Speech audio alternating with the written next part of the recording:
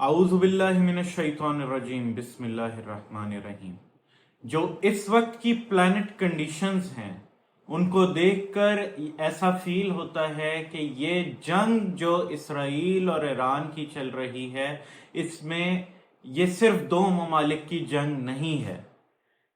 हालांकि इस चीज का अंदेशा था हमें कि ये आने वाले वक्त में ममालिक जो है खुल के सामने आएंगे, जो कि ऐसा नहीं हुआ। वक्त से पहले ही तमाम ममालिक जो है वो खुल के सामने आने लग गए हैं। जैसे वर्ल्ड वॉर होती है तो वर्ल्ड वॉर में दो साइड्स होती हैं, सेंटर में कोई भी नहीं होता, या कोई टीम ए में जाता है या कोई टीम बी में जाता है।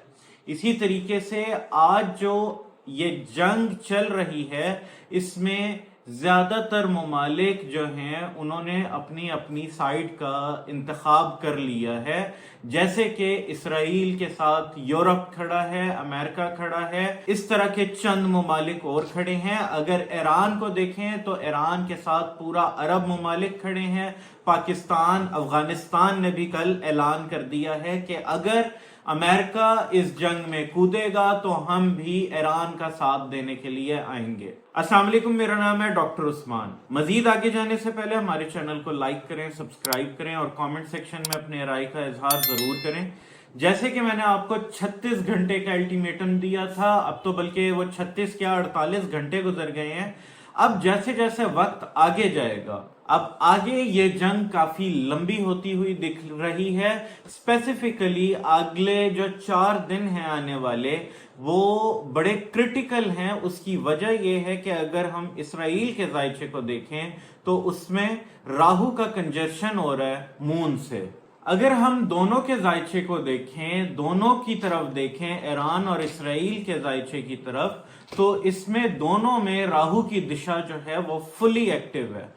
याद रखिएगा, जहां पे भी राहु की बात करते हैं तो या वो नाराजगी, लड़ाई झगड़े, खानदानी लड़ाइयां इस तरफ लेके जाता है और ये जो है ज्यादातर लड़ाई का कारक माना जाता है। इसका मतलब ये है कि अगर अमेरिका कहे कि हम टेक्नोलॉजी में आगे हैं तो ये बात तो हो गई गलत।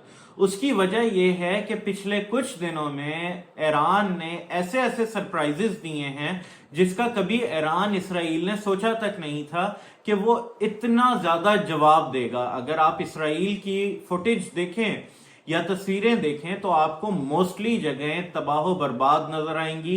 जैसे कि उनके हेडक्वार्टर्स देख लें, मोसाद की बिल्डिंग्स देख लें, डिफरेंट ऐसे बिल्डिंग्स देख लें, या फिर नेतन्याहू का जो आबाई घर था उसके ऊपर भी मिसाइल से हमला किया गया। और अगले 4 दिन में आपको सिर्फ इसराइल में नहीं बल्कि पूरी दुनिया में सरप्राइजेस मिलेंगे, क्योंकि अगले 4 दिनों में जो कुछ मुझे नजर आ रहा है, उम्मीद करता हूं वो अच्छा हो, लेकिन मुझे कुछ अच्छा नजर नहीं आ रहा।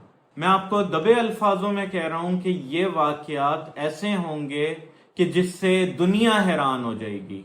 इसमें बड़े मुमालिक जैसे कि अमेरिका, जो कि कहा जा रहा है कि अभी तक इन्वॉल्व नहीं है, लेकिन मैं कह रहा हूं कि इन्वॉल्व है। अगर अमेरिका खुल के सामने आ गया तो जाहिर है ये जंग छोटी मोटी नहीं होगी, ये बहुत बड़ी जंग होगी और इसमें दूसरे ममालिक भी कूदेंगे जैसे कि रूस, चाइना, इस तरह के ममालिक जो सही ताकतवर ममालिक हैं ये खुल के ईरान का साथ देंगे। अभी जो है उन्होंने सिर्फ ऐलान किया है, लेकिन उनकी तरफ से कोई भी इस तरह की मदद नहीं की गई। अच्छा, इसके बाद तुर्की के बात करें तो तुर्की के बारे में मैं आपको पहले से बता रहा हूं कि तुर्की इन मामलात में बहुत ज्यादा ही इंगेज नजर आएगा आने वाले कुछ दिनों में और उसकी कोशिश होगी कि यह जंग बंदी हो जाए। लेकिन अभी अगर आप ये कहें कि जंग बंद हो जाए तो इसकी मुझे कोई उम्मीद नहीं नजर आ रही। ये लॉन्ग टाइम चलती हुई नजर आ रही है।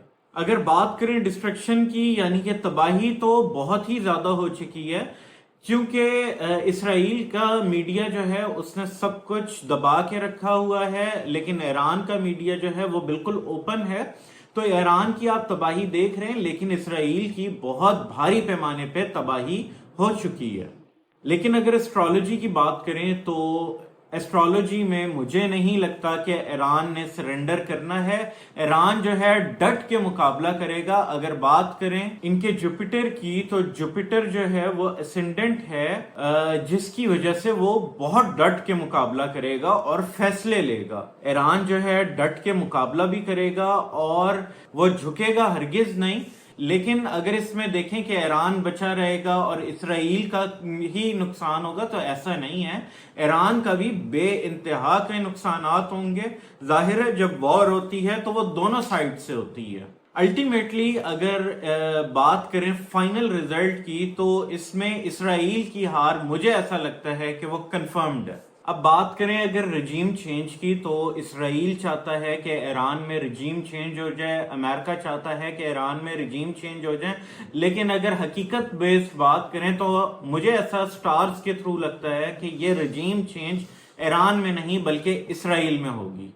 चार्ट में ये चीज वाज़े दिख रही है कि इसराइल में रजीम चेंज हर सूरत होगा, क्योंकि अभी अवामी प्रेशर सामने नहीं आ रहा। अभी जो है सिर्फ ये है कि इसराइल की अवाम बंकर्स में बंद है।